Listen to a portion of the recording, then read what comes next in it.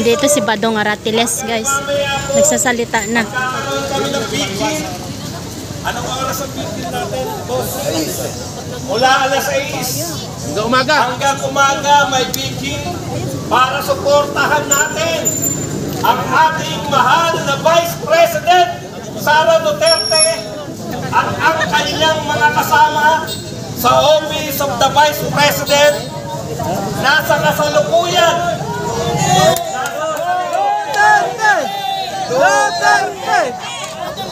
ang pamilyang Duterte ang matapos pagkikot sa akin ng tapat. 6 na taon na naglingkod ang ama ni Sara Duterte. Pero tignan niyo po ang ginante. Panay po investigasyon. Mga gobyerno natin kayo, walang Nakalimutan po natin ng napakagandang ginawa ng mga Duterte sa ating lipunan. Nakalimutan po natin Anong probinsya niyo, sir? ni Tatay Digong ang Ay, Tagalog. Duterte po kayo. Pilipinas. Bagsak si Barag! Ayan na! Bagsak si Barag! Ayun, bagsak si Barag. Tapat! Ingat po! 6 na taon na hindi nagnakaw! Bagsak si Barag! 6 na taon na pinatahimik ang Pilipinas! Ayun. 6 na taon! Ingat po sa biyahe. 6 na taon na nagpaunlad sa ating bayan! Pero ano po ang sinusukli ng sumunod na Marcos Romualdez Araneta? Ang sinukli nila ay walang iba kundi katakot-takot na investigasyon. Bakit investigasyon lang? Dahil wala namang napapatunayang kasalanan. Dahil ang mga Duterte ay tapat na naglilingkod. Ang Duterte ay hindi magnanakaw. Duterte! Duterte! Duterte! Duterte! Mga kapatid, eto po, nakakaawa ang pamilyang ito dahil hindi nagpayaman sa pwesto. Dumami ang kaaway. Kaaway ng mga drug lord, kaaway ng mga oligarko, kaaway ng mga magnanakaw sa gobyerno. Kaya ngayon, nung nawala sa pwesto, bumabalik ang mga kaaway na to. Siya mismo ang nag-uusig sa mga Duterte. Pati ang Vice President, walang ginagawa kundi maglingkod. Inuusig ng kung ano-anong bintang. Wala namang may sampang kaso. Kaya magsama-sama po tayo mga kapatid. Suportahan natin ang pamilyang nagbigay sa atin ng 6 na taon na tapat na paglilingkod. 6 na taon na kapayapaan sa Pilipinas. 6 na taon na hindi pagnanakaw. Duterte! Duterte! Duterte! Duterte! Makisama po kayo sa amin kung naniniwala kayo na dapat ibalik natin ang mga Duterte at ang tapat na paglilingkod sa lipunan. Tigilan na ang pagnanakaw, tigilan na ang pagkabangag. At ang susunod na tagapagsalita ay walang iba kundi si Bisdak. Pilipinas! So ayan guys, November 24 na. At kahapon, November 23, ay dito rin nagtipon-tipon po yung mga DDS supporters, nagkaroon ng vigil. At ngayon naman ay magkakaroon na naman po ulit sila ng vigil. Kahit nagtipon-tipon po dito yung mga DDS supporters. Ayan. Oh, pulis. Pulis na puyot.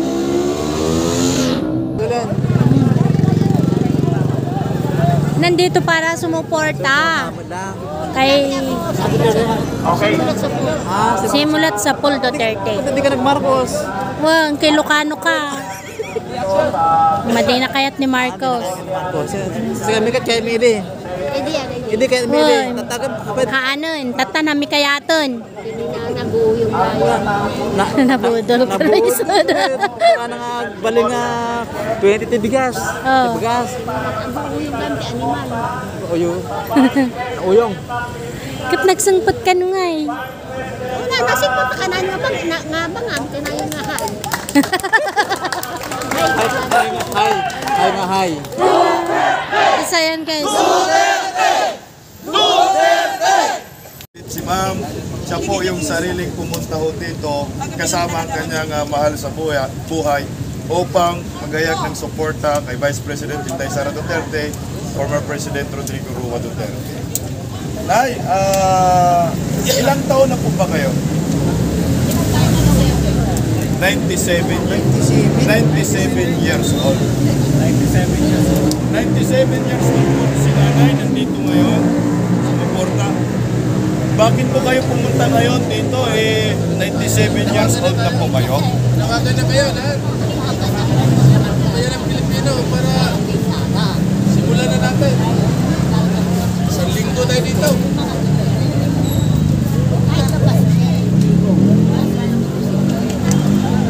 Vlogger ka pag-asa natin. Mama, ano po sinabi mo?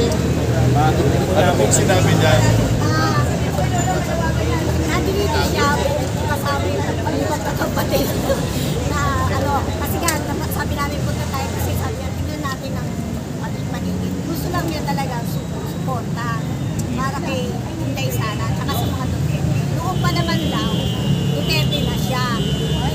So, okay na yung yun yung pinunta niya. Yun yung pinunta niya na dirito siya para suporta. Dirito kami, yung pamilya namin, actually. So, kaya sabi namin, baka gusto niya magsalita kung anong gusto niya support para lang support kay Inday. Ano masasabi niya para kay Inday? Masasabi ko, gusto ko si Sara. Support ko. Kaya ko, habang buhay ko, Sara. Kaya lang matanda. Ma'am, bakit gusto mo si Vice President Inday Sara Duterte? Basta gusto niya. Ano po yung katangian ni Vice President Inday Sara na nagustuhan niyo? Hindi siya nakakaasawa. Gusto ko siya magsalita. Gusto ko mga patagalin na. Hindi naman. Ayaw ko yung mga lagi siya kinukot lang. So, kahit ano mangyari.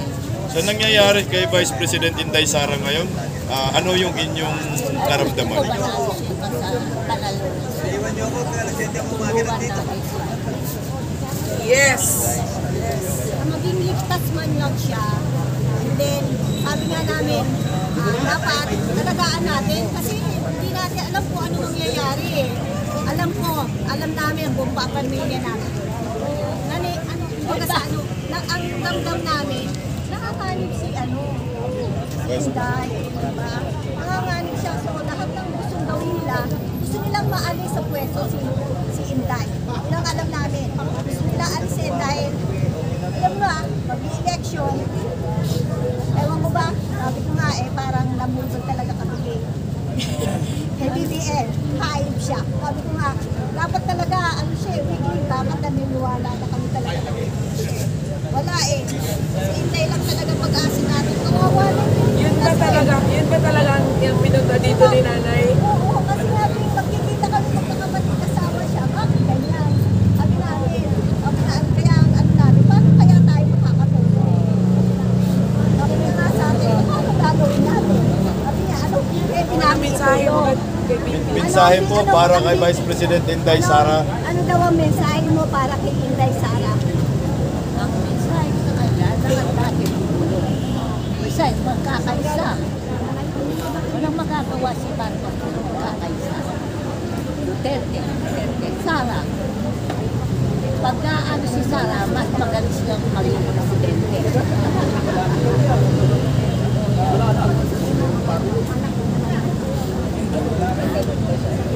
Yung mga kamag-anak mo, Nay, kayatin mo.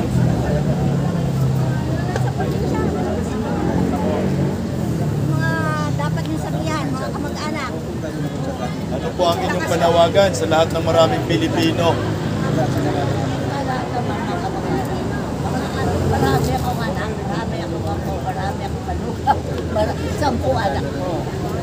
So, marami kong apo. May apo na ako makahanda. Papuntayin nyo na lahat ng to. Kaya lang, alam nyo, eto nakikita nyo ako, mahina talaga. Marami nang nararamdaman sa akin sa kawan. Ano daw ang mensahe nyo kay Sarah? Kay Sarah. Sabi naman, makatatag siya. Laban. Laban. Pantay dito. Gusto siya ng tao. Ang nagsasalita yung natin siya. Ay, bakit natin i-usap ng hindi naman magandang malakad sa gobyerno? Tay, maraming salamat po, Tay. Mag-ingat po kayo. Thank you so much po sa inyo. Hindi na po natin sinalay pa kasi 97 years old.